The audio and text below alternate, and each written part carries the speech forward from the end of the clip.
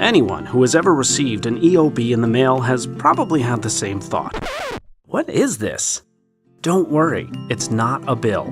It's just your EOB. When you go to the doctor or visit any other healthcare service provider, HAP sends an explanation of benefits, or EOB. The EOB is a statement that shows you things like the date of your service, what your provider charged, what HAP paid, and what costs you may be responsible for.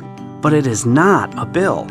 It's simply an explanation of your benefits. And it's important to have, to compare against any bills you do receive, so you can make sure you're not paying any more than you have to.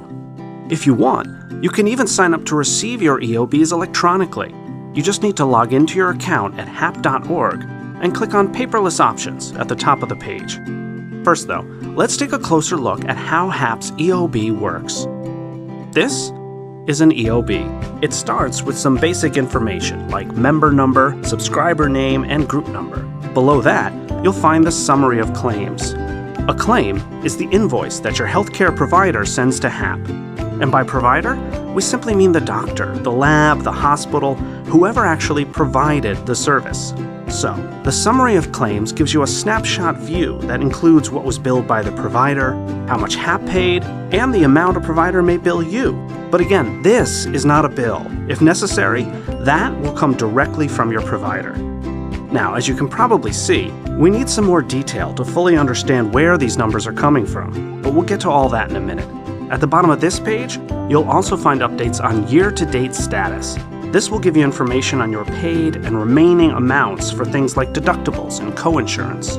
If you're feeling a little confused, don't worry. Each EOB includes definitions for these terms and others on the next page to help make things easier. Now, turning to page 3, this is where you get the full story on each claim included on your EOB. For each entry, you can clearly see the date and type of service performed, and after that, the reason code. It's a specific code that explains why certain amounts may not have been covered by the plan. Don't worry, we don't expect you to know what AX4 means. Every EOB also includes a key that details what each code stands for. You'll also see entries for amount billed by provider and allowed amount. The allowed amount is what you'll want to pay closer attention to, because that number is the most HAP will pay for the service you received. Amount plan paid refers to what your HAP plan paid. And finally, you have the amount provider may bill you. This is the amount you may be responsible for. In some cases, that might just be your copay, something you may have even paid before you left your provider's office. Other times, you'll receive a separate bill from your provider asking for the remaining amount. Make sure your EOB matches any bill you get from a provider, so you don't end up paying any more than you have to.